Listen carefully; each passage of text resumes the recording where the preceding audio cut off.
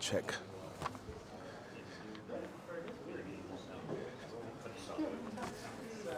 Good evening, everyone.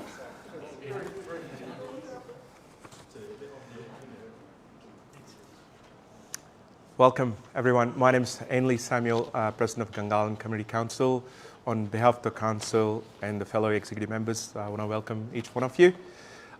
We'll have a great evening, and if you're visiting us for the first time in person, special welcome to you guys as well. So tonight, as you know, it's not a general, the normal public meeting. It's going to be a special one. So we're going to have the election forum, the upcoming federal election forum. So this is what it is. So if you just dropped in, please feel free to grab some food. If you're watching it online, too bad. We can't do anything online delivery. But if you want to come now, we're going to be here for another 1 hour or so. So it's a great opportunity to grab some food if you want to come here. But otherwise, thank you for, staying tuned online. We really appreciate in the midst of all your work. And we want to thank everyone, and special thanks to all of our candidates who are here in the midst of all their busy work. So I just want to welcome everyone, and I'm going to explain how we're going to play this game tonight. So before I'm going to call all the candidates to the stage, just want a couple of housekeeping rules. The exit doors are over there, and we do have the toilets. And if you want more food, then you can go and grab in the area over there. So the way we want to run this forum tonight, we're going to give 7 minutes to all the candidates to give their opening pitch. So if you're a current member, use this opportunity to say what you have achieved, especially focus on the Fenner-based, what you've achieved in terms of Gungahlin kind of thing. So that's the kind of thing that we want to hear today. And if you're running, if you're not a current member, or if you're running for this one for the first time, or you're trying again, just help us to understand what you've done so far for the community and what's your plan as well. So I'm just giving you the kind of a hint what we are actually looking for, so that we can have a productive night. And so we'll have once that's done, we'll have a Q&A section. So that's where we get an opportunity for the people on the floor to ask questions. We also, this time we're trying to see, just to make use of our time, we are introducing Slido. So we can, if you're aware of Slido, we can put the Slido link on our Facebook as well. So that's the website where you can go and pop in your question. We do have a code for the Slido, which is 427-9551. 427-9551. That's our Slido code. We will also post that on our Facebook comments as well, so you would know. So so with the Q&A, please be respectful, and and the good thing with Australia is that's the beauty of the democracy, right? So we all have different opinions, and rightfully we should, and we should also be able to communicate and articulate in a way that's very respectful to each other. So be mindful of that as well, and also feel free to ask those questions that you need to. I'm not stopping you from asking those questions, but I'm just putting some let's be nice to each other in terms of what we want to achieve tonight. So that's all for now, and I'm going to introduce each and every candidates to the forum. On the list I got here, Andrew Lay, thank you for coming down. So you might want to come and take your odd spot. Jacob Warakatu, hey Jacob, please come and take your seat. James Allgate, yeah, please come through, James. Do we have Bola? Yeah, you can pick any seat. I think we may not have Bola at the moment. Okay, right. Danny Unterford. Hi, Danny. Is there anyone else at the moment? I know a couple of people are running late, but if you're not if you anyone, okay, all good. So we do have some apologies that I want to address. Katie Gallagher, she's an apology due to campaign obligation. Elizabeth Kickett, she's an apology for family reasons. Joe Rocky is an apology, and unfortunately he's not unwell. But I think we were hoping to get David Pocock and Anna Varadi, Elise CSN Pragash at some stage to join us. So let's see how we all go. And we do have my team. I just want to thank my team. I have Ralitza, Vice President. I have Shah.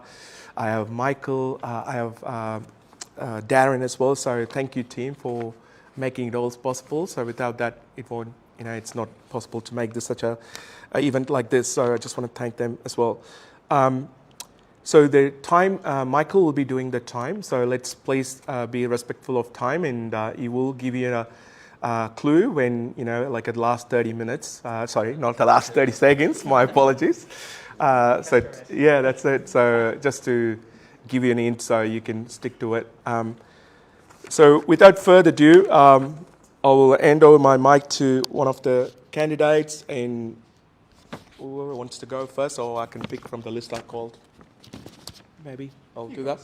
Yeah. Whatever you like. Okay, Andrew, you go. Okay. No sooner do I suggest you choose the order than I get to go. Look, thanks very much to Henley and Gungahlin Community Council for putting on tonight's event. I've been pleased to come to previous Gungahlin Community Council election forums and always found the conversation really stimulating, so I appreciate all of you taking the time to be here for tonight. You had a choice of another election debate and you chose this one over the Albanese versus Dutton one, so I commend you on your choice there. We're meeting on Ngunnawal land, Darranuna, Darranunawal, Yungu, Nullamanyan, Dunimanyan, Ngunnawalwari, Darrawari, Dindi, Gungahlin Jinyin. I'd acknowledge to all First Nations people present tonight. Henley, you gave us a handful of issues you wanted us to focus on, so I've structured my remarks very much around the things that Gungahlin Community Council asked us to speak about. I'm happy to go to other issues as well, but I thought with respect to your organisation, I'd focus on the issues that you raised. The first of those was employment, and there's two kind of things to focus on in that space. Firstly, we've achieved something remarkable as a country over the course of the last 3 years. We've managed to bring inflation down without smashing the labour market. That didn't happen in the 70s, didn't happen in the 80s, didn't happen in the 1990s. But we've maintained essentially full employment, unemployment averaging 3.8% across the country, 3.4% in Canberra, while bringing inflation back inside the target band. And in terms of public sector employment, which is very important to Canberra, we've right-sized the public service, getting public service numbers back to on a per-person basis, back to where they needed to be in order to reduce that shadow workforce of consultants and contractors that was more expensive and which was outsourcing essential work of government. Standing against that is the prospect of an opposition that would cut 41,000 public service jobs. They claim all from Canberra. Now, if that happened, that'd be almost 2/3 of the public service workforce right here. Gungahlin would be gutted, as would so much of the rest of Canberra. We have never seen a government anywhere in the world come into office and rip 2/3 of the policy capacity out of the federal public service. Not even Doge is doing that.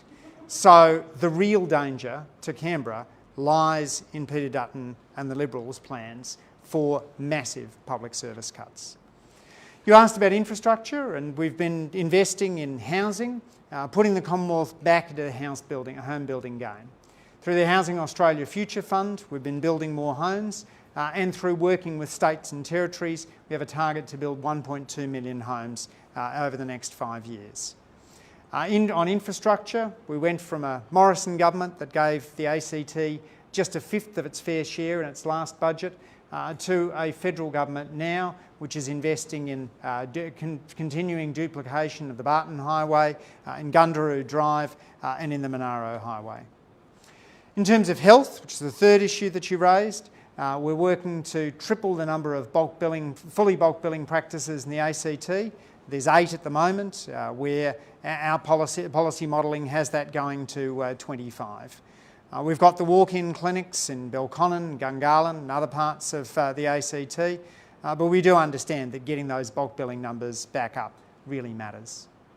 On education, the fourth issue you raised, our fee-free TAFE program has seen over 500,000 people sign up for TAFE courses. That means more people studying care economy jobs, tech jobs, and importantly, construction jobs. We're making it cheaper for people to attend university, and through the new school funding agreement, ACT public schools are now the best funded in the nation. In terms of crime, we've allocated $28 million on youth empowerment grants, and we've been investing in housing for victims of domestic and family violence. Domestic and family violence leave is now an employment right, and we've been aiming to build social cohesion. We don't see the role of the federal government in being to scare and divide, but in order to unite Australians and to deal with crime at its source. You asked about taxes. It's a very simple choice at the next election, an opposition that will put up the taxes of every Australian and a government that has cut them, with income tax cuts, over the 3 income tax cuts, delivering some $2,500 a year for the average income taxpayer. I've also been involved in a lot of what we've done in multinational tax reform, putting Australia at the forefront of global multinational tax reform. On immigration, we've been looking to right-size the migration program. We understand there's a strong need for migrants to come in and work in sectors such as construction, and that the ACT benefits from overseas students at the University of Canberra, ANU and the other institutions. But after a record migrant intake under the former government, we do need to get that balance right and make sure we're investing in skills for locals. And then finally you asked about the ACT. I don't think there's anything you can do better for ensuring that the ACT gets its fair share of Commonwealth funding than to have Katie Gallagher as the Finance Minister.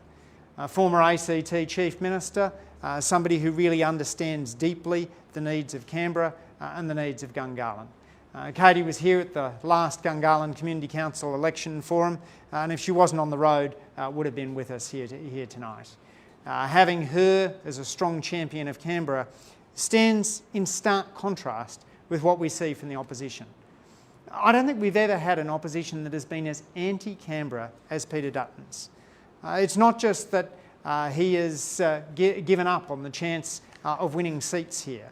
It's also that he's unambiguously saying he would rather a Sydney Harbour view than to do the job of living in Canberra. His Canberra bashing continues every chance he gets, and I think would be reflected in the policies that he would pursue if he became Prime Minister. Labor's proud of Canberra.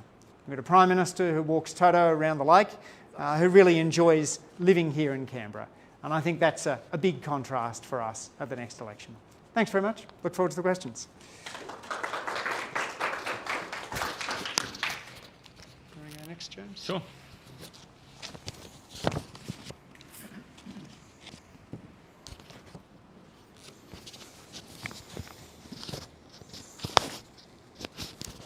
Does that suit me? Beautiful. Lovely. James Holgate's my name. Thank you very much. It's a great privilege to be here. I just did want to say one thing sort of off the cuff about, before I forget, is that, look, I've lived in Canberra, in and out of Canberra for many years, and the major parties take Canberra, or Labor takes Canberra for granted, and the Liberal, I think, does treat Canberra with a little bit of disdain.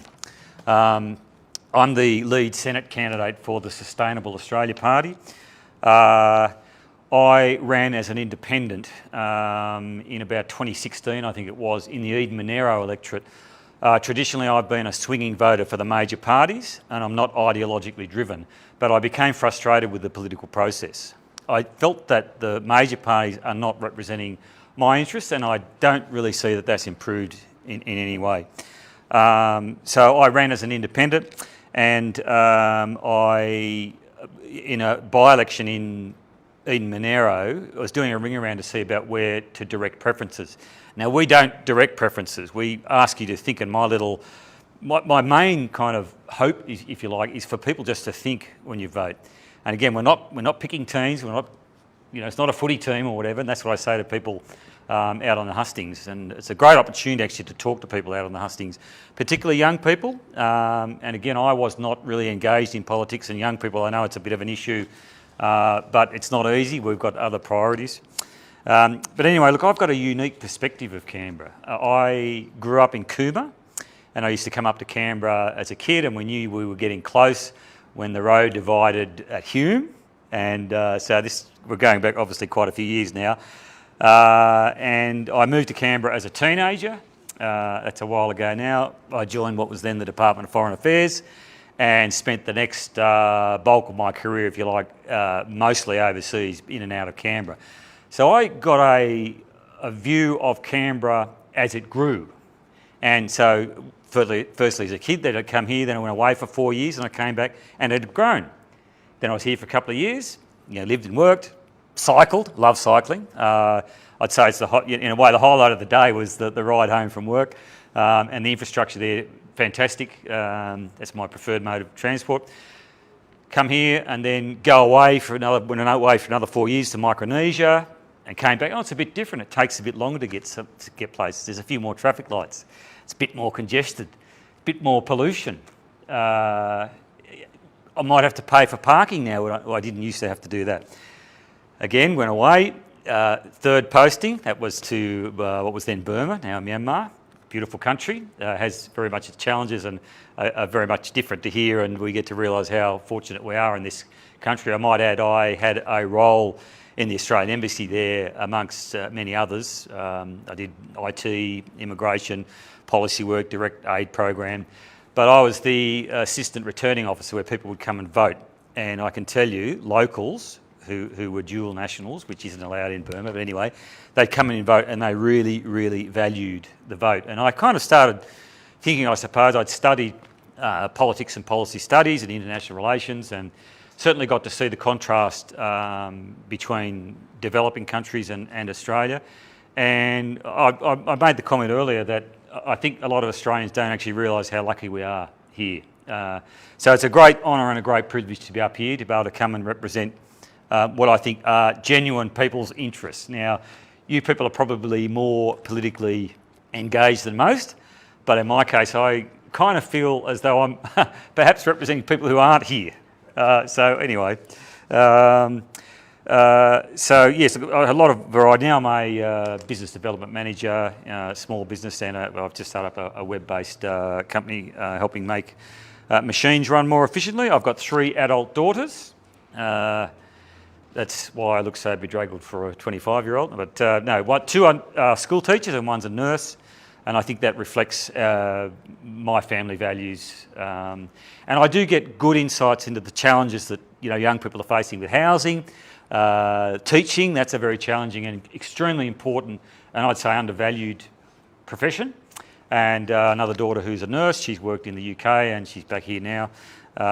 Again, at the coalface as far as health service Australians that we're under and that sort of thing. I bought a house. I lived in Gungahlin, where I bought my first house.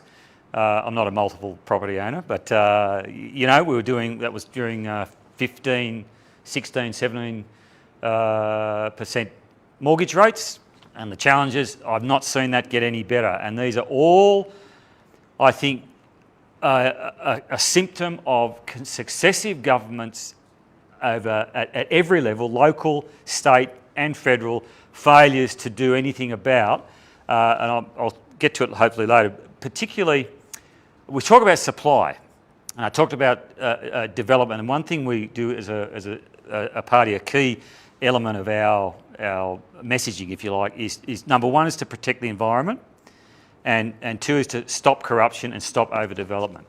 And as I said, having come and gone from Canberra, I've not seen it get, the effects of development have not improved it, okay? It's again, you look at rates keep going up, particularly in the older suburbs.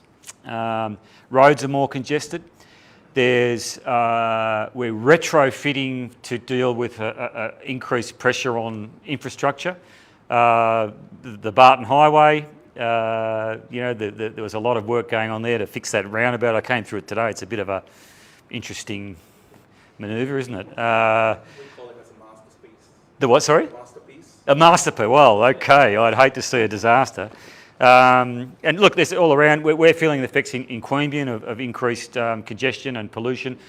And so this is affecting our environment, not only habitat, but also the quality of life for people. And we're getting close, are we? So look, anyway, look, our basic message, look, Sustainable Australia Party for me, we're an independent community movement with a science and evidence-based approach. And that's what got me interested in directing preferences to them as an individual. You know, I'm on board now, and so we're not left or right ideologically, but our mission is to decorrupt politics and for a fair and sustainable Australia. We'll do this by putting our environment first, a basic income for all, stopping overdevelopment, slowing population growth, ending the housing crisis, and a diverse economy. And we can do that. A lot of these are interrelated. I'd love to talk about that more, but thanks very much.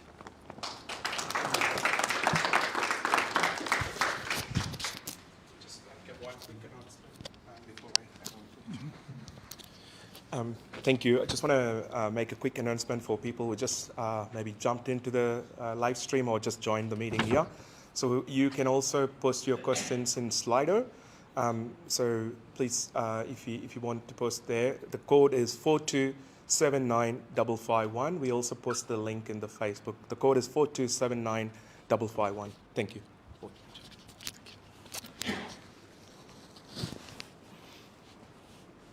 Well, good evening, everyone. It's a great pleasure to be here tonight and great to see a good number of people here. It shows that you are keen in participating in this crucial election debate. Thank you all for coming. And also I would like to thank Henley and the GCC executive for organizing this and also for the invitation. This is not a new place to me. I've been involved with the GCC back in 2010, 2011, 2012.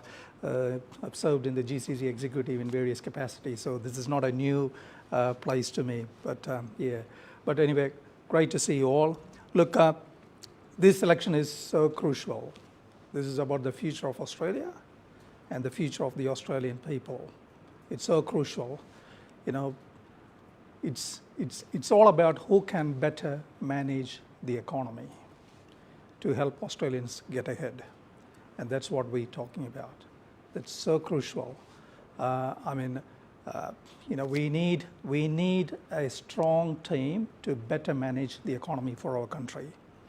And we have seen that in the recent budget. In few years' time, the total gross debt is going to be 1.2 trillion. 1.2 trillion, and the next 10 years, we're going to see a deficit after deficit for the next 10 years. And that's the situation. Now, the Labor Party promised, and the Prime Minister promised before last election, that your life would be better off under Labor government. My question to people here is your life better off? Are you better off after 3 years of Labor government? That's the key question. And that's the message I'm getting from people at the shopping centre and door knocking, that we are not better off. But the Prime Minister promised that your life would be better off under the Labor government. He also promised that the energy price will be $275 cheaper. Well, it has increased by more than 1,000. In some areas, it's increased by more than $1,300. So that's the other thing. And also, we have seen 12 interest rate hikes in the last 3 years. 12 interest rate hikes. It was 3%, now it's 6%. But if you look at the comparable economies in the world, US, we had 5 interest rate cuts. In Canada, in Europe, in New Zealand, we had several interest rate cuts. But Australia, we had just only 1 interest rate cut recently, 0.25. But we had 12 interest rate cuts in the last 3 years. Inflation has gone up massively because of the wasteful spending, massive spending of this government. I mean, it's not me or the Liberal Party people saying. It's said by RBA governor that the spending is too much. You need to, reduce spending to tackle inflation. And as a result, interest rate has gone up. Inflation, that's a key thing here. That's why the people are struggling. People can't afford to pay their mortgage because interest rate has gone up. And people paid out of their pocket $55,000 in the last 3 years because they were paying 3% interest rate. Now it's 6.1%. And nearly 55,000 they paid because of this higher interest rate. Even I got a mortgage. I paid last 3 years just for interest, 50,000 out of my pocket. That should have been sitting in my bank account, but I paid interest for that because of this government bad economic policy. So that's one thing, economy. I'll quickly, because I've got limited time, I'll touch base on other things. Infrastructure. Canberra is being neglected massively.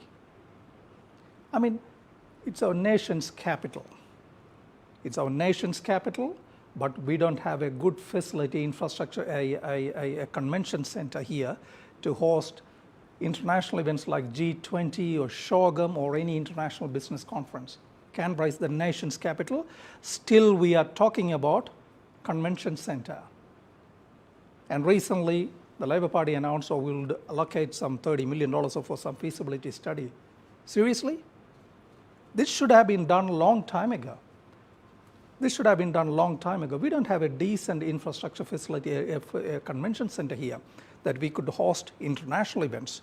Canberra is the nation's capital. We should be hosting events like G20, SHOGM, all these international business conferences that would boost the economy, that would create jobs. We cannot solely rely on public service in this town. We need to expand, so that small businesses can grow. And that's one of the key things which I would advocate for. And the other one is infrastructure. Touching on infrastructure is a sports stadium, an international stadium, so that we can host international sporting events. That would create a lot of economy, boost the economy, bring in a lot of people to the city. And that's how we need to expand our business. We can't solely rely on public service. We need to expand. Canberra is a beautiful city. We need to expand.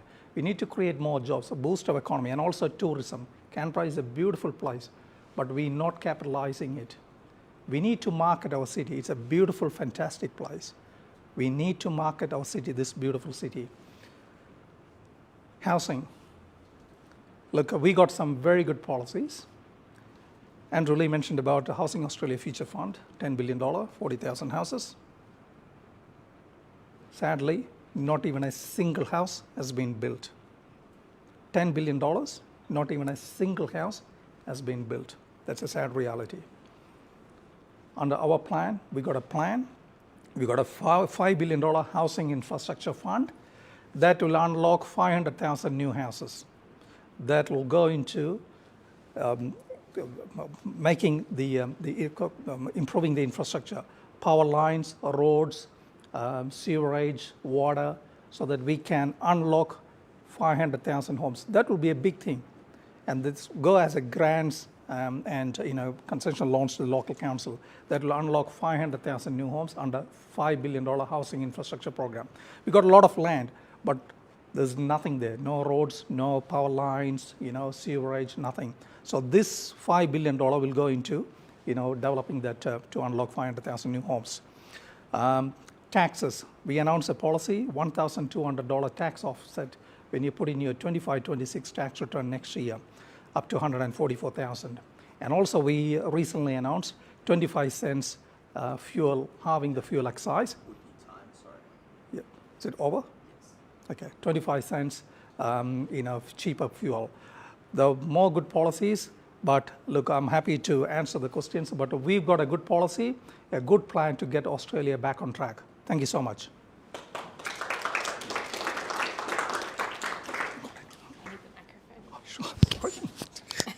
Thank you. That's okay.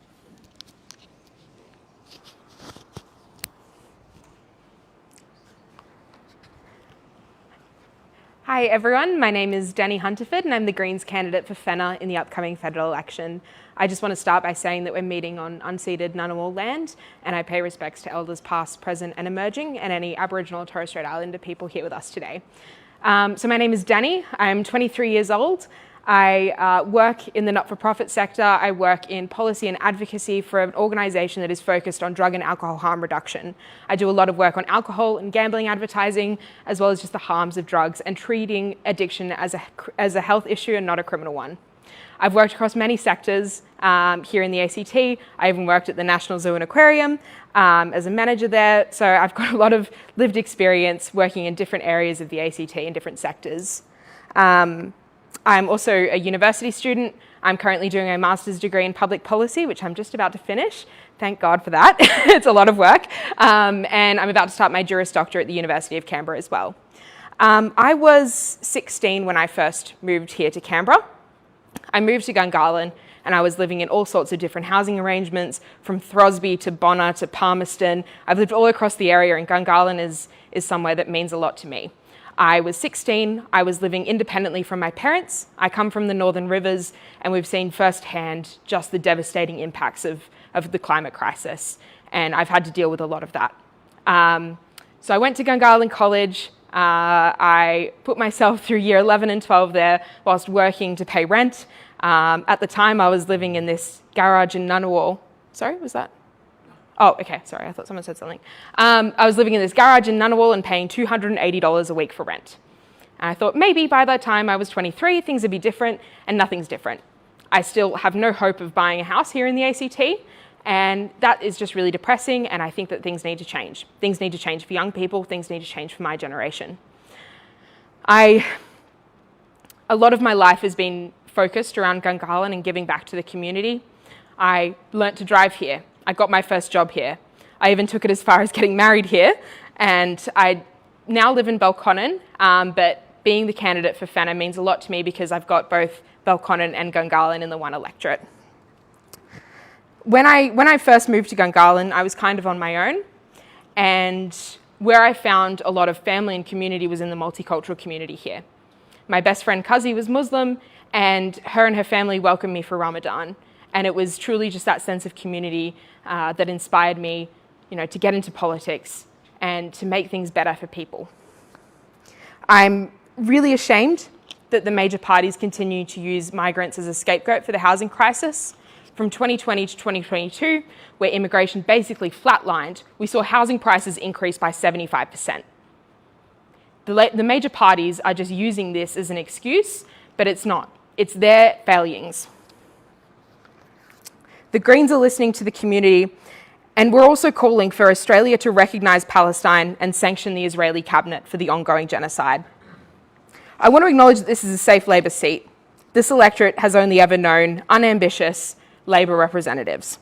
I know that this area deserves better, and we need to do that by making this seat marginal, showing Labor that this seat deserves paying attention to. The Liberal Party's policies they're genuinely hostile towards the electorate of Fenner. From Dutton refusing to move to Canberra to cutting 41,000 public service jobs, it's just a joke. The Greens' policies will actually generate more jobs and public employment here in Gungahlin. Gungahlin is the only district without public employment, and our Greens MLA Andrew Braddock called for this in a motion that he moved in the Legislative Assembly. He called for district-specific employment targets, but Labor failed to act on that one. Labor has continuously failed to deliver for this community. I've heard many times, I've been door knocking, I've been out in stalls, I've heard from people that they want real action on the climate crisis. Meanwhile, Labor has approved 32 more coal and gas mines in the last 3 years. And gas exports, 3/4 of what we produce here in Australia of gas is exported overseas. And that remaining quarter is sold to Australians for an outrageously high price. We don't need to be exporting gas, and we don't need to be opening up coal and gas mines. And the Liberals' plan is, once again, a bit of a joke. Nuclear is dangerous, and people are genuinely scared of it. I've heard about this in the community. They're terrified of this plan. Renewables are the cheapest and cleanest source of energy. The Greens are the only party with a genuine plan for a just and fair society. And this includes getting dental into Medicare, wiping HECS debt, and 50-cent fares for public transport. We need to show Labor this election that this seat is worth paying attention to, and we do that by voting Greens. Thank you.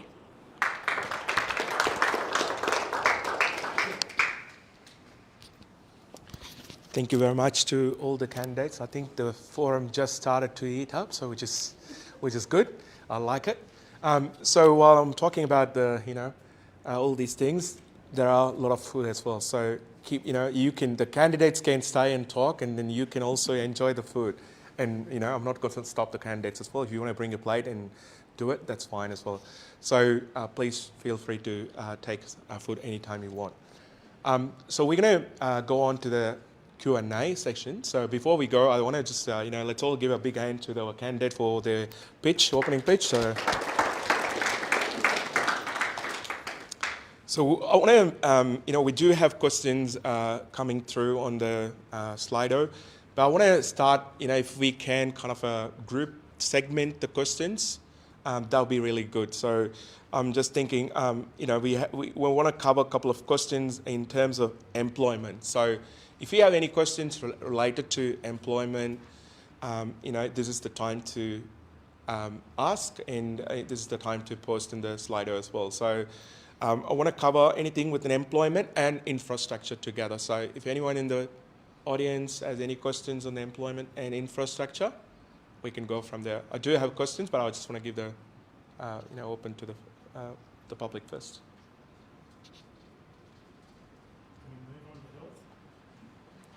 You want to move on to health? Yeah, we're going to come to health. Next. Yeah. So while we are, Darren. Yeah, mine is just in relation to employment in the Gungahlin sort of town centre, and what plans might be in place from the federal government and from the Senate in relation to expanding employment in the Gungahlin town centre. We have Gungahlin East that's opening up soon. It'd be nice to see some focused attention to providing some sort of a plan, essentially, in order to get more employment in Gungahlin, whether that's thinking outside of the box. It's definitely something that needs to be brought to the surface, because Gungahlin is the first suburb that the ACT government has essentially been responsible for. Most of it's been done by the federal government, and the planning for a lot of these town centres, I think, have been very thorough in relation to employment and to all the things that are required for a satellite city to be in the wishes of Burley Griffin. Unfortunately, Gungahlin has sort of fallen short of that, and some real incentives, I think, need to be put in place, and I'd like to hear what your thinking is about how we can go forward, say in the next 5 to 10 years, about how we can increase employment in the Gungahlin Town Centre. Thanks, Darren, for your question. Kick off. So employment in Gungahlin always been a big priority for me. I've in the past written to all of the ministers urging them to consider relocating an agency or a part of an agency in the Gungahlin Town Centre. I think there's great reasons for doing it in terms of reducing the carbon footprint and because this is a great place to live and work. It's where I chose to put my electorate office after the redistribution and very much enjoy the opportunity to work here. We're engaging with the ACT government about what we can do, and we were having that conversation before about a prospectus for Gungahlin, which I think is a terrific idea. But we do need to be really clear about the choice that people face in this election. If Peter Dutton is elected, he will gut public service employment, and that will have a massively detrimental impact on Gungahlin. It was really interesting to me to hear Jacob speaking for 7 minutes and not once mentioning the name Peter Dutton. I said Dutton more often than he did. And there's a reason that Dutton is Voldemort to the Liberals, because they know that the approach that their leader has taken has been so deeply anti-Canberra. And so if we're talking about jobs in the ACT, I'm keen to do all I can to get a better deal for Gungahlin. But the real choice here is between a Labor government that is invested in the public service to right-size it and a coalition government that has pledged the most swinging public service cuts of any opposition in memory.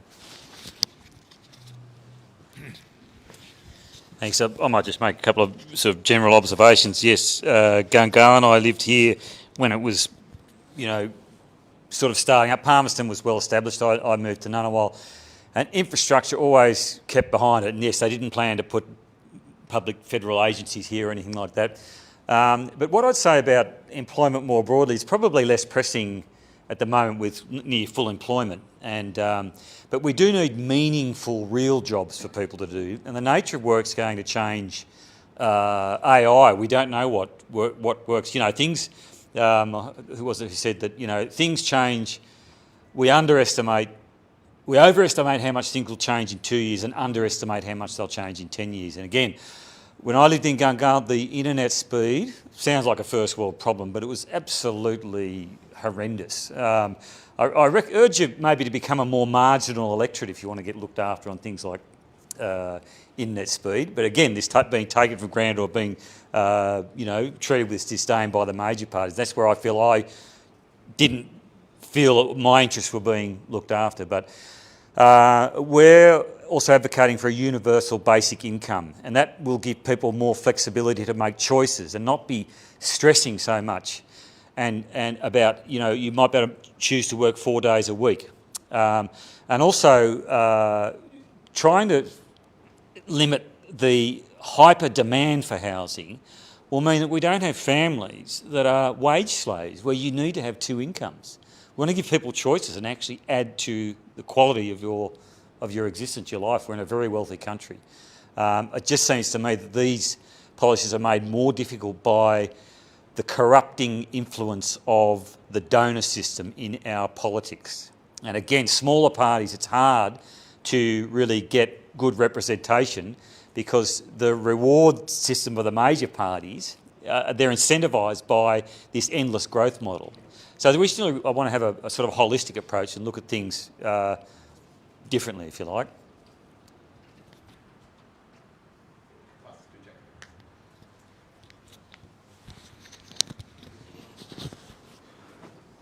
Thank you very much. That's a very good question. Yes, Gungahlin is a fastly developing area, not only in ACT, but throughout Australia. It's a fastly developing. We've got more than 70,000 population. And let me tell you, I'm very proud to say that our previous Senator, Zilja, took the initiative to have a defence housing Australia based in Gungahlin. And we should have more. We should have more. And let me tell you, I will strongly advocate if I'm elected as a Senator to have government office building in Gungahlin, definitely. And that will be my priority, and I'll strongly advocate for that. Gungahlin, as I said, it's a fastly developing area. If you look at the other town centres, you know, say Tuggeranong, Ward and Belconnen, there are several federal government buildings and offices. But in Gungahlin, yes, we got 25 suburbs, population rapidly increasing, but when it comes to government offices, there's only one.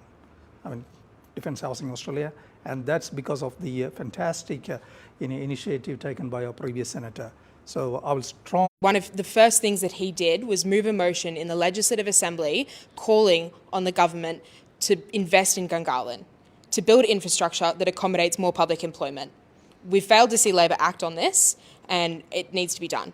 Greens policies will ensure that more public employment is available to people. And a lot of that infrastructure will come here to the ACT and hopefully to Gungahlin. Thank you. Thank you.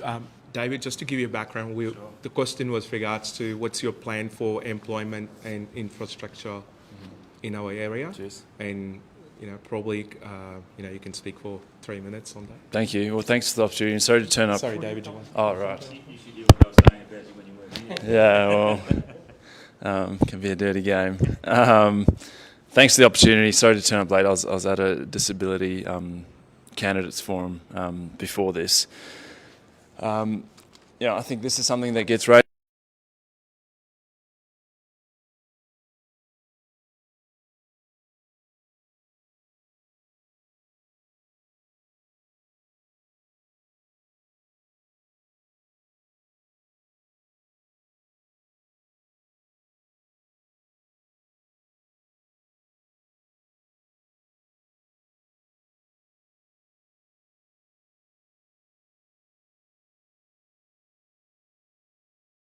Population here now and growing. We really need to see that focus from all levels of government to really work together. We know we have a limited revenue base here in the ACT. I think there's a need for the federal government to be stepping in and actually partnering with the ACT government.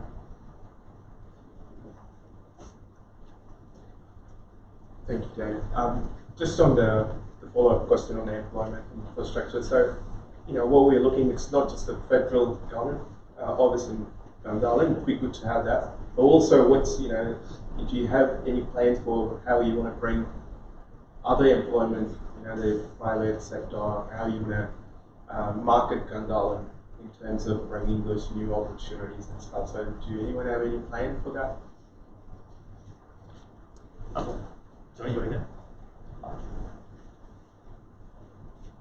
I was just going to say the notion of a prospectus for Gungahlin, I think, is an excellent one, and very happy to work with Gungahlin Community Council on making that happen.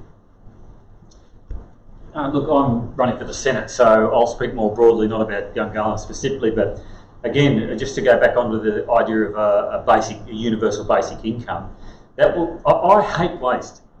And I hate the damage that's being done to the environment through wasteful practices. We could do things a lot more efficiently. One big thing that I really like about the idea of a universal basic income is not hounding people who are looking for work unnecessarily, going looking for jobs that probably don't exist, have trouble getting there.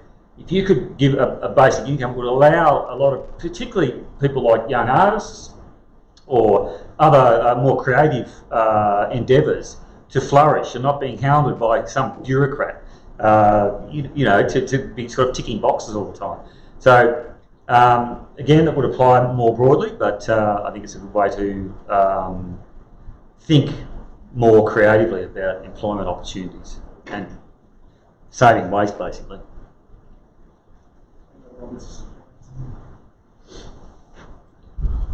Definitely, more than happy. I mean, as I mentioned earlier, Gungahlin is a rapidly developing suburb. We need to have more facilities in Gungahlin. I mean, people commuting every day all the way to Tuggeranong border to get to their work and to their business.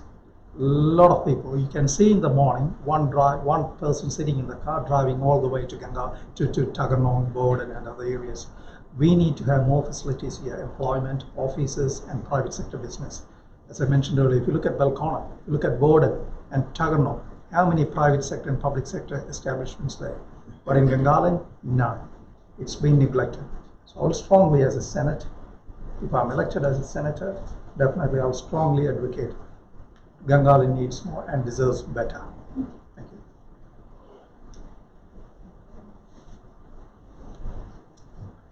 I'll answer quickly.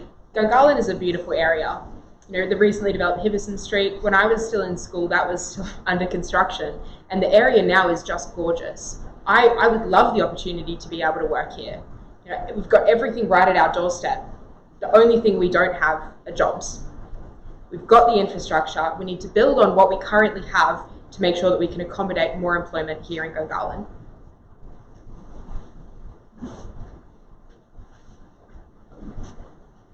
One of the things that I've worked on over the last 3 years is, after a decade of coalition governments doing city deals around Australia, the ACT was the only jurisdiction not to get a city deal. The coalition spent $10 billion on city deals across the country. Some jurisdictions got 2 city deals. And these were really about investing in a city to set it up for the future. And so I did a lot of work with stakeholders, with Canberrans, and came up with a vision for Canberra, which really does show what we could do in terms of investing in the ACT. Huge need in terms of community facilities. I know a multicultural centre is something that whenever I talk to community groups in Gungahlin, they raise. They were promised one in 2020 by the ACT government. Still nothing's been delivered. And so I think people want more than promises. They actually want the infrastructure that makes places livable. I think another big focus for Gungahlin is small business and better supporting small businesses to thrive. Many are doing it tough, and the big focus has been, how do we provide them with certainty around things like the instant asset write-off? How do we ensure that we're reducing some of the red tape, not adding to it? And I think there's a lot of work for the next Parliament to undertake in that area. Thanks, David. Just want to with Andrew, because you talked about the work that you've done for the last 3 years in terms of working on the job opportunities. And Andrew, I'm just wondering, did you try anything to bring any departments to Gungahlin or any kind of employment opportunities in Gungahlin in your last 4 years? Yes, absolutely. I've certainly been reaching out to parliamentary colleagues, to ministerial colleagues, to encourage them to relocate here. It's a decentralised process, so you've got to work with each of those ministers. And you've got to have the infrastructure. So when we're rolling out the national broadband network under the Gillard government, the place in the ACT we chose to switch it on was Gungahlin Library. That was because we recognised the need for that IT infrastructure to be rolled out here first, because the road network hadn't kept pace with development. So we've been big in terms of our investment in Canberra. You look at the National Security Precinct, what we're doing with the Aquatic Centre and the Convention Centre. You look at the work that we've been continuing to roll out around the War Memorial. ACT is significantly represented now in terms of our infrastructure spend. And when you hear people say they ought to do a convention centre, as Jacob has said, well, they can match our promise. If you're a political party and you're running, you can make promises of spending. Those promises of spending are added up in the budget. So when we go to do our election costings, in there will be Labor's promise of spending on the Aquatic Centre and on the Convention Centre. At the moment, the Liberals are not matching that. The Liberals are not going to spend a cent on the Convention Centre and the Aquatic Centre. And indeed, as best I can tell, neither the Liberals nor the Greens have made a single promise for Canberra in this election. Not a single promise for Canberra. It's great to talk, but when it comes down to election, you've got a chance to make costed promises, and those parties haven't done it. I just need to respond to that. Can I just quickly make it very quick? Thanks, Andrew. I mean, thanks, Andrew. You've been a member of this electorate since 2010, and this territory has been governed by Labor Party. We're still talking about infrastructure and convention centre. It still hasn't been done. We're still talking about that. It's high time that we should have a world-class 7-star style convention centre. And it's sad to see that we're still talking about undertaking feasibility study. What we are committed to do and what I will be doing is to advocate, and if I'm elected, to have a world-class convention centre here and other infrastructure facilities this city needs. Thank you. Thanks, Jacob. So we have a couple of questions coming from the Slido as well. One of the questions is, do you have any concrete plan to improve the quality of life of mid-income families that are not entitled to any government benefits? Want to respond?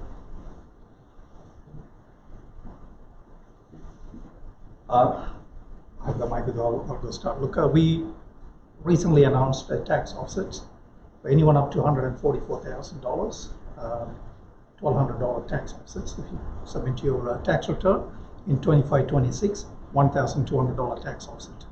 And also we recently announced halving the fuel excise. That will save you 25 cents a litre every time when you fill up your petrol tank. 25 cents. So if you have one car, you're looking at around $750, $800. So if you've got 2 cars, you're saving about $1,500. And also, let me tell you one more thing. That's another policy which we day before yesterday announced. First home buyer mortgage interest reduction scheme. So if you have a mortgage, first home buyer, the interest you pay up to $650,000 will be tax deductible for up to 5 years. So you're looking at around $11,000, $12,000 a year. Over 5 years, you'll be saving $55,000, $60,000 tax deductible. So these are the packages which we have got, like tax offsets, in terms of helping relieve the cost of living pressure. Thanks, Andrew. Do you want to say thanks, David? Do you want to respond? Anyone else? So in terms of middle class families, the biggest source of earnings are wages, and under the previous government you had the finance minister saying that keeping wages low was a deliberate design feature of their economic architecture. My party takes a different view. We've argued for increases in the minimum wage. We've pushed strongly for real pay rises. And over the last five quarters, we've seen real wages increasing. One of the policies Jim Chalmers announced in the budget was getting rid of non-compete clauses for most workers. They're clauses that make it harder for people to move jobs and which push down wages. Our estimates are that for the 1 in 5 workers with a non-compete clause, it's hurting them to the tune of $2,500 a year. And we don't just want people to earn more, we want them to keep more of what they earn. Under us, we've delivered three tax cuts, collectively worth $2,500 a year. Under Peter Dutton, he'd roll those back. He'd raise taxes on working Australians. So it's a pretty clear choice, the next election. A Labor government that wants you to earn more and keep more of what you earn, and an opposition that wants you to work longer for less. I'll just reiterate about the universal basic income. It goes to everybody and includes middle income earnings. But of course it would still be taxed. So if you're taxed at the rate, whatever your earning rate is. So it will certainly help middle income earners. But another thing I'd add is that it will also help diversify the economy, and also talking about our housing policy, moving the structural incentives that make housing basically an investment when it's a basic right and a cost that I think can come down and help families not having to spend so much on keeping a roof over your head. But again, the universal basic income I think would directly help everybody, and those who there will of course people who already are getting more than the basic $500 a week anyway, so you won't be affected. You certainly can't lose anyway. Thanks. Yeah, and that's a really good question. I want to start by saying that I am also a middle income earner. My husband and I, we rent an apartment out in Belconnen and we pay nearly $800 a week in rent, which is just ridiculous, and I totally agree with the sentiment of the question. The Greens are committed to getting dental into Medicare, and this will be a massive relief for families in particular. Dental is just so expensive, and even I have put off, meals, put off paying bills on time just so that I can afford proper dental care. The Greens are committed to ending the cost of living crisis. Last term in Parliament, we pushed forward a bill to make price gouging illegal. Labor and the Liberals voted this down, and we were really pleased to see Labor commit to doing this in the next term of Parliament if re-elected. Yeah, that's all, thanks. Cool. I think we've really got to start with housing on this. We have in this country a system where housing is set up as an investment vehicle, it's a wealth creation tool. It's arguably easier to buy your third or fourth house than your first one. That's not working for us. And neither of the major parties want to touch our tax system. There are really sensible ways to turn this around, looking at things like capital gains tax discount and negative gearing. We could be grandfathering existing arrangements because people have made investments based on the current rules. You may not like the rules, but people have made investments based on them. And then going forward, you can negatively gear one investment property.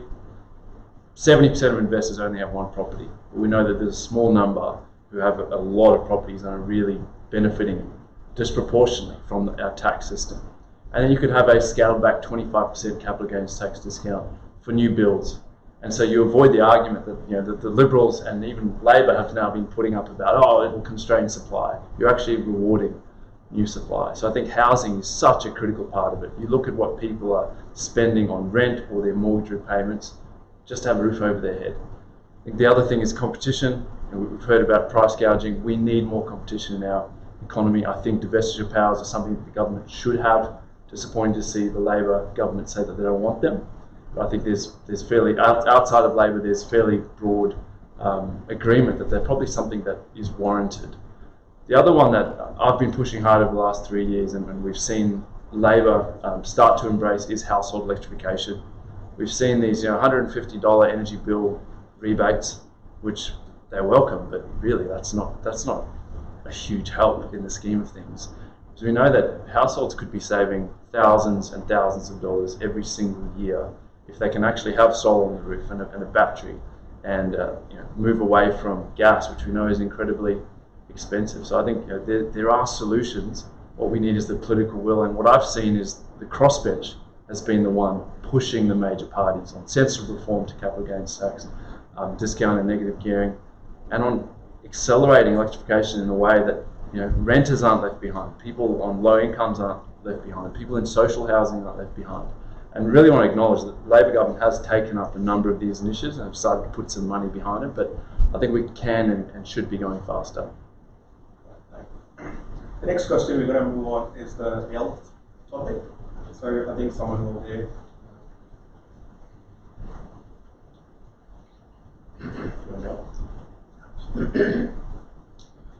This relates to a statement that Andrew made in his opening statement about bulk billing an extra 25 GPs practices in the Gungahlin area. If you know that number to be 25 or approximately 25, how many GPs are there in the Gungahlin area? And two, how are you going to realistically achieve this when it's very hard to get a doctor to bulk bill even if you have a healthcare company? And what is your time frame for achieving this? And will we be back here in 3 years' time saying, oh, we got 30? Well, no, we didn't get 25. That's it. Thank you. Thanks very much. Super important question. As you know, we came to office with bulk billing rates in free fall off the back of a government which had Peter Dutton voted the worst health minister in Australian history. We sought to rebuild Medicare by increasing bulk billing incentives and tripling the bulk billing rebate. You've seen us just in the last 24 hours announce that a re-elected Albanese government would put money in to hold up the interchange practice in Tuggeranong, which is fully bulk billed. Right now across the ACT we've got 8 bulk billing practices. The modelling we have suggests that our policies that we've announced will take that to 25 practices by 2030. It is difficult. I don't want to sugarcoat it. Getting bulk billing doctors to open up here in Canberra has been a significant challenge. It's one of the reasons the federal government supported the walk-in centres, where you just need to show your Medicare card, and they've been enormously popular. But we're working alongside doctors to change the economics of bulk billing, recognising that the ACT does have lower rates of bulk billing than other parts of the country, and that it's really it's a constraint on people being able to go and see a doctor. Which means if you don't get the good primary health care, you can end up being an even bigger cost on the system down the track. So it's not just important for people's well-being, it's also important economically that we get bulk billing back up again. Can I make a quick comment on that? Could we maybe get a Medicare urgent care clinic? I've heard that was a new development. Yes, speak up a bit, please. I just mentioned that because you were talking about bulk billing.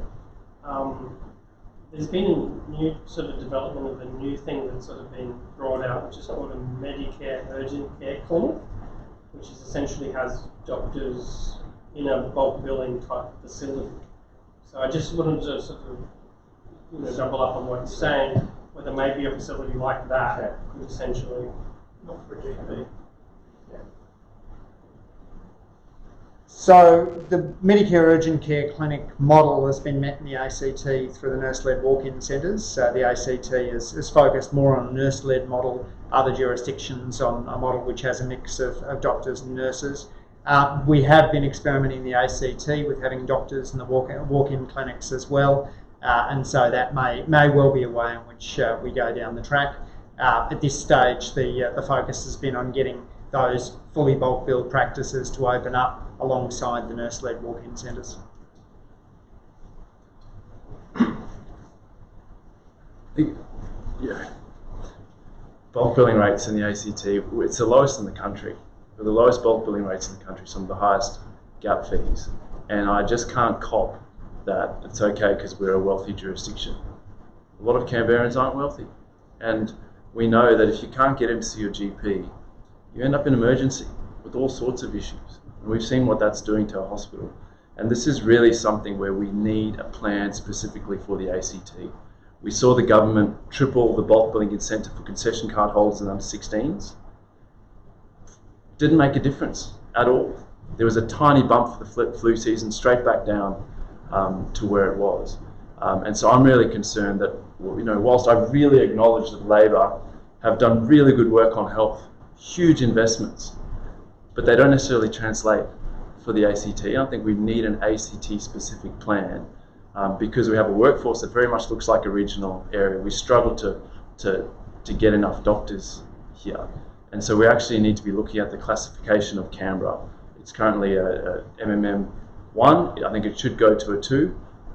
After the announcement that we'll have 25 bulk billing clinics, my office actually surveyed every clinic in Canberra, and not a single one of them who weren't already bulk billing said that they would move to fully bulk billing, because the business model simply doesn't work. Like, these are not greedy GPs, millionaires.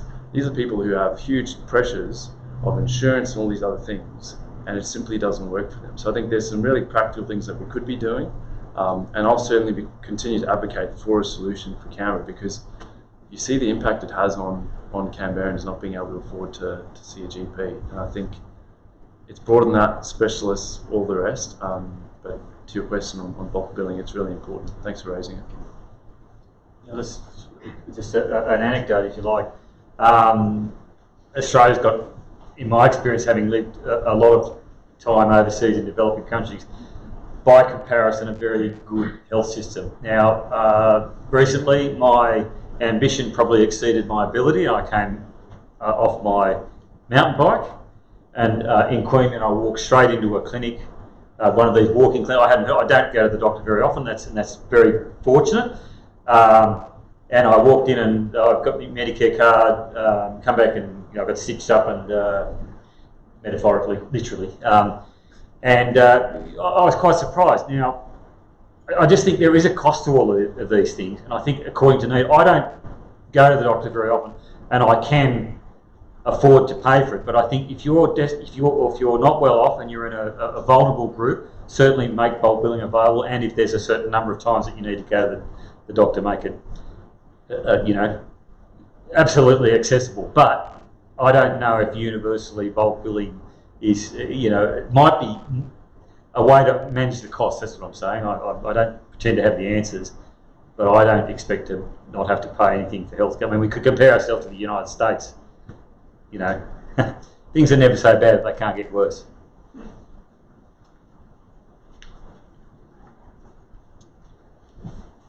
Thank you. It's a very good question. Let me start off with saying the bulk billing rate. Under coalition, the bulk billing rate was 88%. Now it's gone down to 77%. 11% decrease in bulk billing rate. That's the reality. That's a fact. 88% bulk billing down to 77. That's a reality.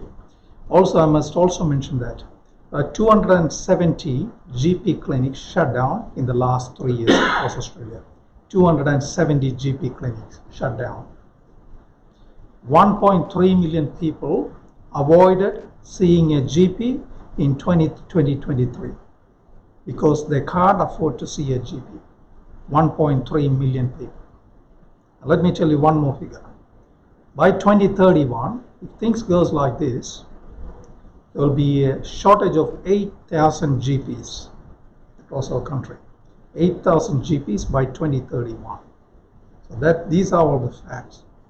Now, what we are going to do, I think we recently announced a 400 million package to have more GP doctors trained. There is a huge shortage of GP doctors. $400 million we'll invest in to train more GP doctors. Of course, we need to have more GP clinics here in ACT, and not only just for the GP sector, but also doctors, specialist doctors, medical, paramedical field.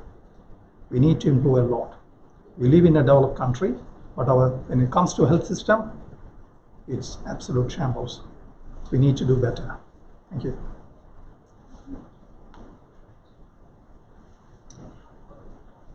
Thank you for the question.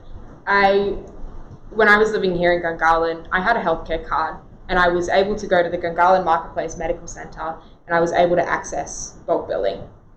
Labor has done nothing to address the lack of bulk billing GPs here in the ACT. And I think that Labor should be very ashamed of the only 8 bulk billing practices here in the ACT.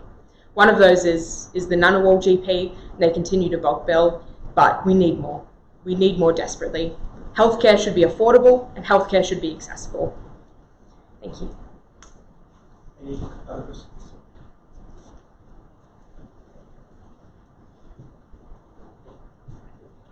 Okay, just a few things on health. With regards to the walk-in centres, the reality says that unless you've got more, if you've got anything more than a scratch, you need a band-aid, they're pointless. You walk in with a scratch, they'll stick a band-aid on you and go out because they're just nurses. I don't say just in a derogatory term, but that's all they can do. There should be nurse practitioners who are able to do more, prescribe certain medications. But as I said, you turn up with anything more than a scratch, they just tell you you have an emergency. They're pretty much pointless. In regards to health in general, the ACT health system is disgusting. There's no other way of putting it. You look on Facebook any day of the week and you'll see people complaining left, right and centre saying the health system's shit. But they keep voting for the same people. The same Labor Party has been in control for the last 20 years and they've done it. It's gone backwards. Personally, my partner is former military, former police. The ACT health system nearly killed her multiple times in the last 5 years. If it wasn't for me, she'd be dead. Doing CPR to someone is not a very nice thing to do. But she goes into the health system and they kick her out. She's round and round in circles. With regards to bulk billing, I think we might have been the last election, the Liberals, and they've done it again, they've said they're going to increase the number of free, and I use that term loosely, mental health visits from 10 to 20. And I question that and go, how many bulk billing psychologists are there in the ACT? 0. How much does it cost to go to a psychologist? 300 plus. You might get 120-ish back. People that need the help, what are they on? Percentage.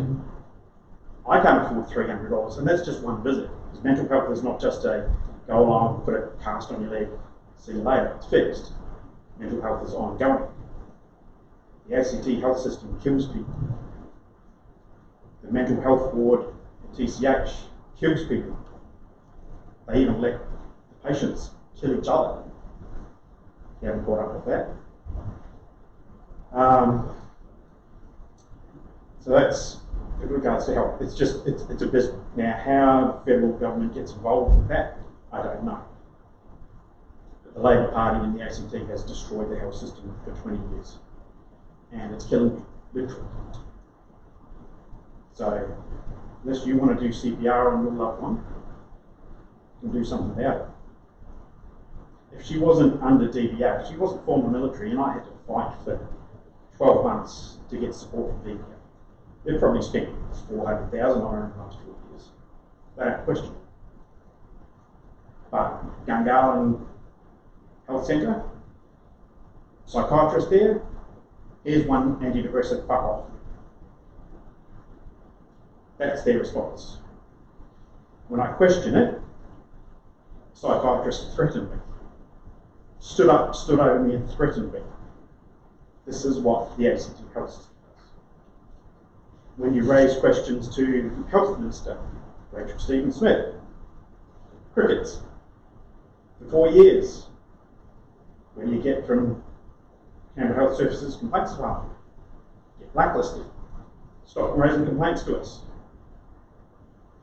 This is what the health system's like here. Fix it. If anyone wants to respond to that.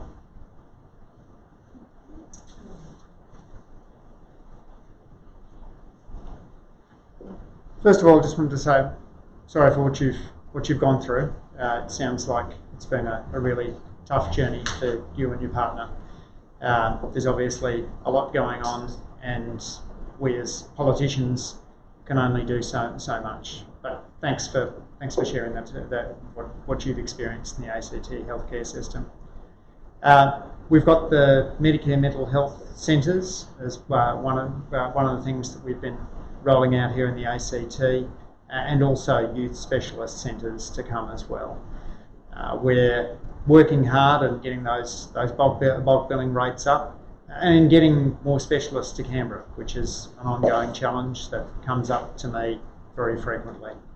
But I do need to emphasise that there's a choice at this election, and that the bloke that runs the Liberal Party is the bloke who tried to end bulk billing.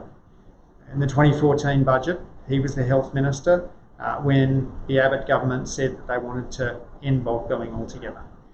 And that was, I think, a big factor in why Australia's doctors put him bottom of the list. The cuts to health under a Dutton government would be real. They have to do that in order to make their costings add up, in order to pay for a $600 billion nuclear power plant. We are committed to getting a stronger health system, committed to working better with the ACT. It is not a perfect system, and your story goes directly to that. But we're working hard, and health has always been at the heart of what my party stands for.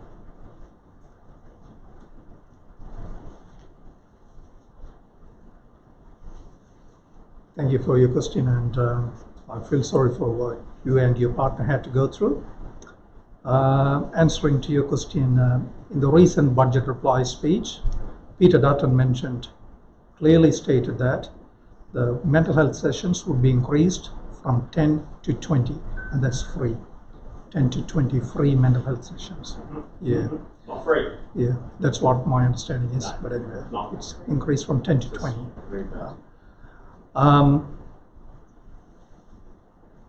Andrew mentioned about cutting the bulk billing and the funding from the health sector. I think that's not true. That's not true at all. As I mentioned earlier, we live in a developed country, and the health system here in ACT, it's absolutely the Labor government and the last 25 years, they absolutely wrecked the health sector here. Absolutely, and I'm hearing from people every day, the health system here in ACT. People deserve a lot. We don't live in a third world country. We live in a first class developed country, and our health system is an absolute shambles. They are wrecked, and they are solely responsible. This ACT government is solely responsible for the shambles we have seen in the health sector. We have got a plan, and we will make it happen. Thank you.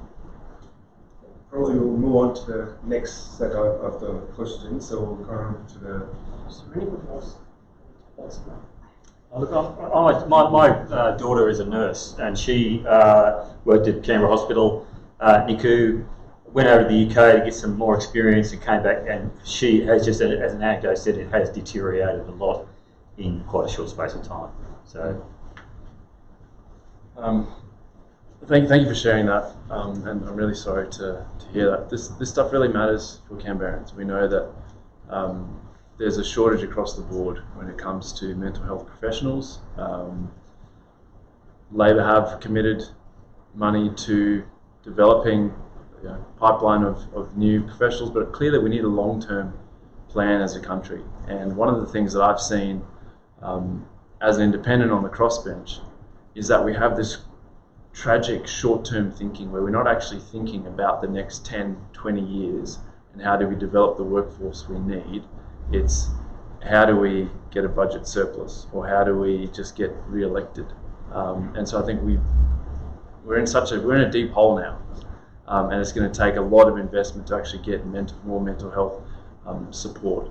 I think in the ACT, as I said earlier, there's some really unique needs here. We're not getting, as far as I can see, the hospital funding that we should be getting from the Commonwealth. That's something I'll continue to push them on. We don't have the specialists we need. You know, everyone knows a Canberran who's had to travel to Sydney for treatment or surgery. We travel more than any other jurisdiction. And so I think these are complex problems, but they're solvable. And I think we all need to be pushing the territory and the federal government to do better, stop pointing the finger at each other, and actually get on and find solutions and work with the New South Wales region around us to actually sort this out. Can I answer that? I just want to start by saying I'm so sorry that you've had this experience, and it's something I think about a lot, particularly in regards to mental health. Why are we waiting until people hit absolute rock bottom before we even start paying attention to them? Why can't we invest in mental health as a preventative measure to actually look after people? The Greens are committed to fully funding mental health into Medicare to make sure that it is affordable and accessible for everyone.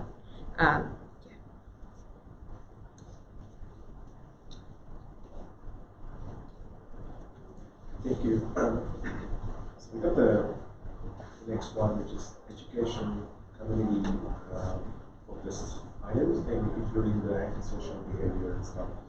I know that you have some questions. Yeah, I just wanted to just congratulate all of you for giving your time, because I know it's a very busy time. You all come here. I have two sub questions. One is, obviously we need healthcare to talk about it.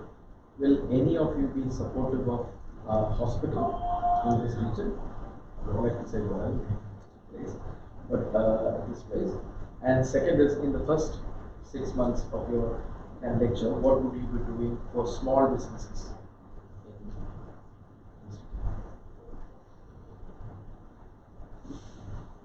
We'll start with the. Yes, start with someone else. I feel like just I'm wanna make hogging the sure starts. that everyone gets a opportunity. So if you want to start this way. Sure. I mean, on the location of the hospital, something that I have heard from a number of people in Gungahlin about. Clearly, that is a decision for the ACT government. They are set on the expansion of Bruce, but certainly it's something I continue to push federal and territory government on when it comes to things like aged care facilities, community facilities that people desperately want here. And I really think, investment in hospitals is needed, but we desperately need more investment in primary healthcare, in early intervention, and actually in prevention. As a country, we're spending 1.7% of our health budget on preventative health. There's a goal of 5%, but we're nowhere near that. And so I think there can be far more investment in actually helping people avoiding getting into our health system. In terms of small business, one of the things I've been pushing hard is to make the instant asset write-off permanent, to raise it to $30,000. I know the Liberals now support that. I moved that amendment in the Senate, and the Liberals vacated the chamber to not sort of have to vote for or against it. And so I think it's one of the issues. I've seen a lot of lip service around small business, but not a lot to meaningfully actually back them in.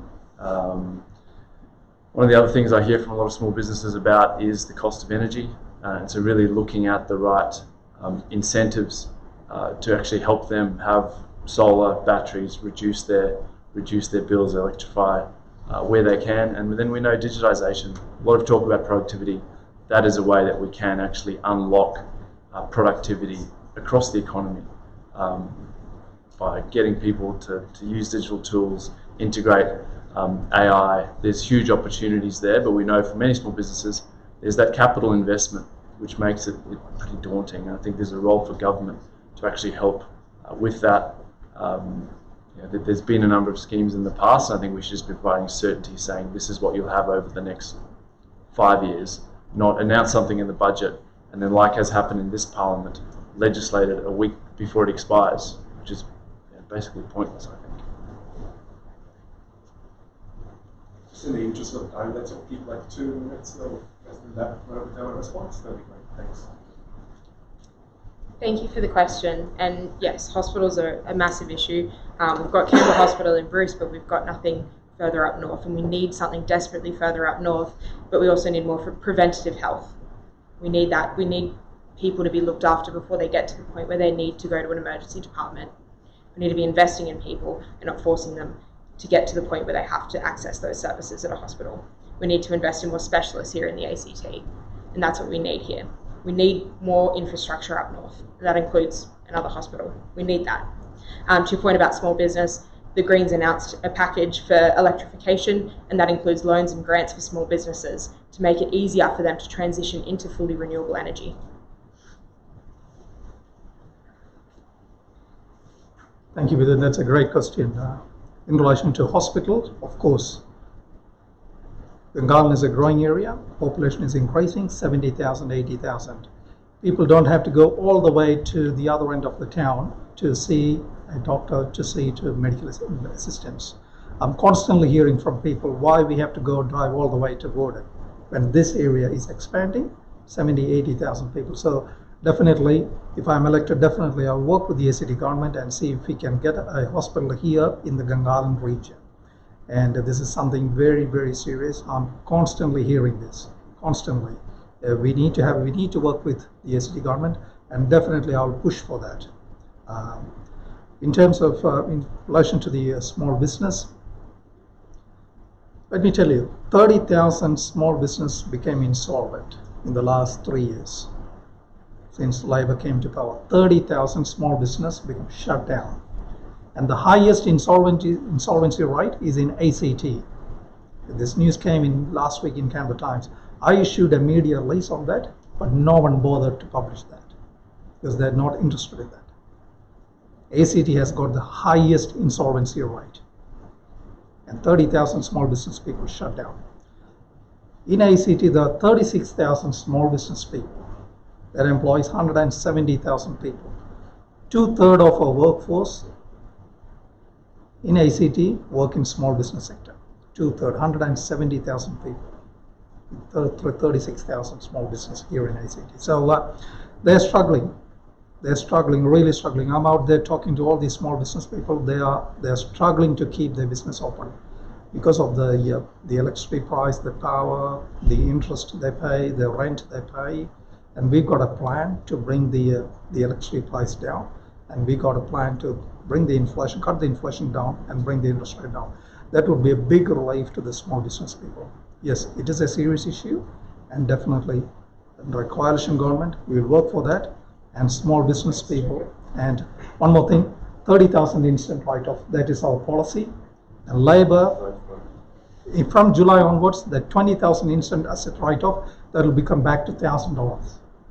Under coalition, Peter Dutton already announced 30,000 instant asset write-off. There will be a big help, a huge help to the small business people. Thank you. Yeah, thanks. On health, typical, as I said, I built a house here in Gungahlin, bought the land in 1994, and infrastructure was constantly behind the population centre, getting left behind. Earlier, Tuggeranong was all the roads and everything were in place beforehand. I think if you do want to develop, you need to put the infrastructure in place, and developers should be held responsible somewhat for a lot of those costs. And the small business, yeah, look, I think if you can bring compliance costs down and regulation and so on. I mean, I've put in bids for tenders where they've asked about diversity when a company of two, and all sorts of safety regulations and so on, which I think it really could be just put down to common sense. Get out of areas that I think make costs and make a lot more complicated than it needs to be. Help bring costs down, simplify things. Two great questions. In terms of the number of hospitals you want, there's actually a fair bit of research around the trade-off from this. When you get small hospitals, you tend to see higher mortality rates within those hospitals. That's because a smaller hospital isn't able to attract the specialists, and it doesn't have the ability to take a complicated case from one department and move it to another department. So that's why we don't have a hospital in every suburb. And for Canberrans, the key is to be able to get to a hospital quickly.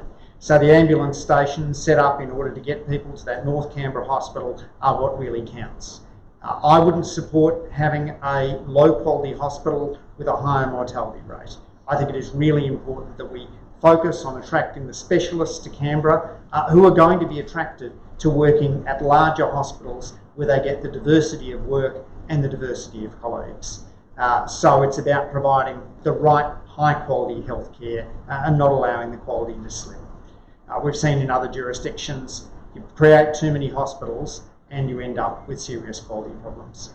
In terms of small business, David was kind enough before to mention our competition policy agenda. I think the most ambitious competition policy agenda of any government in the last 50 years. Big overhaul of the merger laws, Labor's supermarket code of conduct, holding the big majors to account, cracking down on shrinkflation through the unit pricing code of conduct, and the work we're now doing on non-competes. All of that's targeted on growing small business and growing competition in the economy. Thanks, Andrew. With the next, the section of the questions around education and the community matters and social behaviour, I'm going to kick off with the education one, and then Darren will consolidate the questions from online. So I think all the issues that we discussed so far with employment, infrastructure, health, everything goes back to the education, because education is the foundation for any successful country to flourish. So we can't depend on overseas skills, and we should spend money in skilling our people. And how many of with those with the students and all those universities, is there any plan to increase those medical seats, or is there any plans to attract the student to continue the education, or how we can sustain without having any dependency from overseas skills? And what's your plan for the education? And I want to give maybe 2 minutes for everyone to quickly run through them. Thanks. Sure. It's a good question. Everyone recognises how important education is, from early childhood education the whole way through. And I think we're increasingly living in a world where everyone knows education doesn't end, and we need to be looking at ways for people to retrain, pick up new skill sets. I think we're going to see artificial intelligence really disrupt the way that work happens and the different skills that people need. So I think I'd love to see a lot more innovation in that space. I know there's some universities who are thinking about how do we have short courses, one-off subjects people can take, and how do we potentially integrate some of the what has been seen as sort of TAFE courses with university courses, particularly around things when you're dealing with really high voltages in electric vehicles. There's a need for different knowledge sets. I think part of your question speaks to that long-term thinking that I mentioned earlier. The ANU have written to the government. I've written to the government asking them to back more medical places at the ANU. We know that the way to have medical students stay in a place like Canberra is for them to train in Canberra.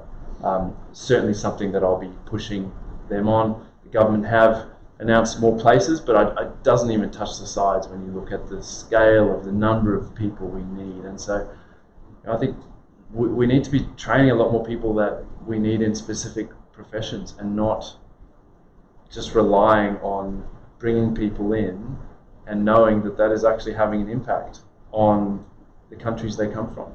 Yes, it's an amazing opportunity. I'm from an immigrant family. I moved here as a 14-year-old. So grateful for the opportunities, but I think it's not great for us as a developed country when it comes to skills like doctors, nurses, to just be relying on immigration as much as we do, and that takes money from the government, and it takes that vision to actually train the workforce for the future.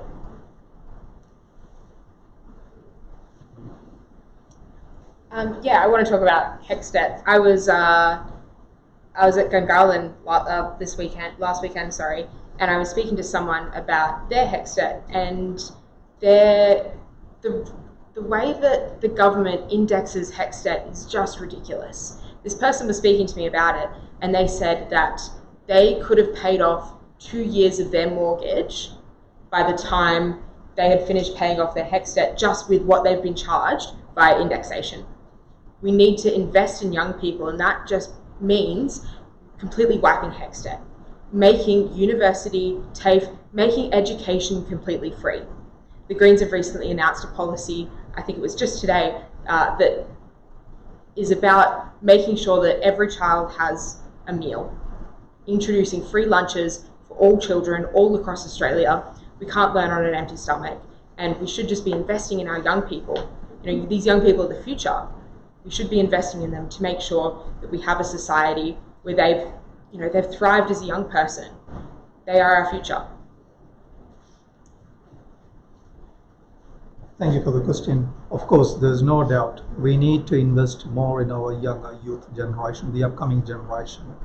As the technology grows, we need to educate and train our young youth in accordance with the technology as it develops. And definitely this is one of my dream project.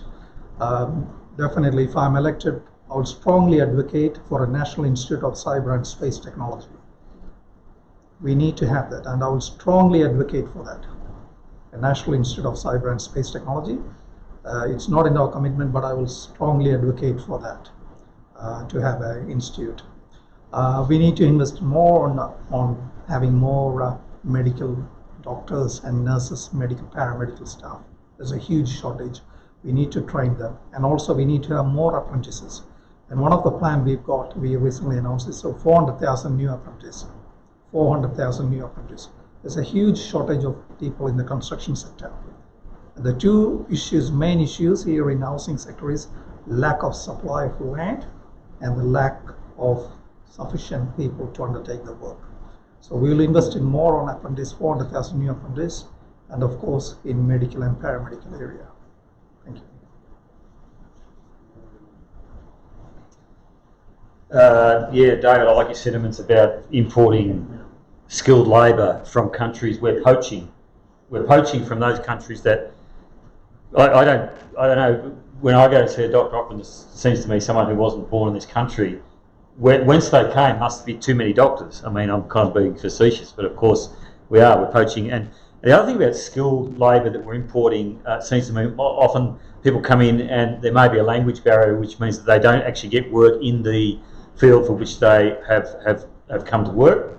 And I think that's a reflection of a bit of laziness as far as education goes in training in Australia of the skills that we need for industry. To just import it is inefficient, and for any number of reasons. Now, teachers are not valued either. Education, what's that expression? If you think education is expensive, try ignorance. Teachers are not valued. The threshold of whatever to get into a teaching degree is I think the lowest of any tertiary education, and teachers are coming in. I think we've had record numbers leaving of first, second and third year teachers in Canberra in recent years. I think everyone would say in your youth or growing up as part of education, you would recognise some teacher or teachers as having a huge impact on your life and making your life a better thing. So I think we need to really value teachers, and they're under tremendous strain. That's why they're leaving. I don't think they're valued, and they're doing all sorts of other sort of activities which I think is non-core functions.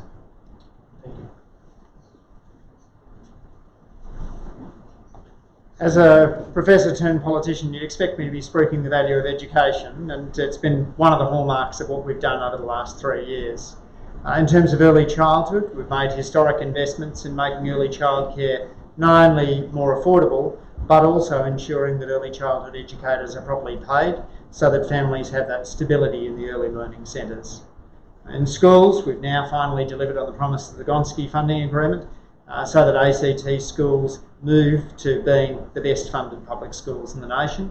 And we're not taking anything away from independent schools in that process. For universities, we've announced we've changed the indexation formula to ensure that you don't have a situation in which your HECS debt is rising faster than your wages. And we've created additional places, all of them targeted on low SES students. I don't think we've ever had an education minister who is as focused on equity as Jason Clare, somebody who really understands, as the kid who was first in his family to attend university, the power of education. And then you've got free TAFE.